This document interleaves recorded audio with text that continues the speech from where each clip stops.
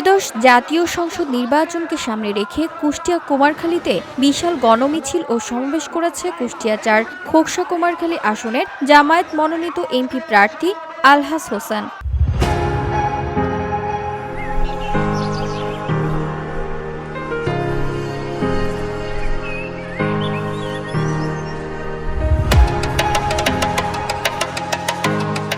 কুমারখালী উপজেলা জামায়াতের আমির আফতাব উদ্দিনের সভাপতিত্বে ও উপজেলা জামায়াতের সেক্রেটারি মামুনুর রশিদের সঞ্চালনায় সমাবেশে আরও বক্তব্য রাখেন কুষ্টিয়া জেলা জামায়াতের সহকারী সেক্রেটারি সোহরাব উদ্দিন, জেলা কর্মপরিষদ সদস্য কামরুজ্জামান মিয়া, খোকসা উপজেলা জামায়াতের আমির নজরুল ইসলাম, কুমারখালী পৌর আমির অ্যাডভোকেট রবিউল ইসলাম সহ অন্যান্যরা।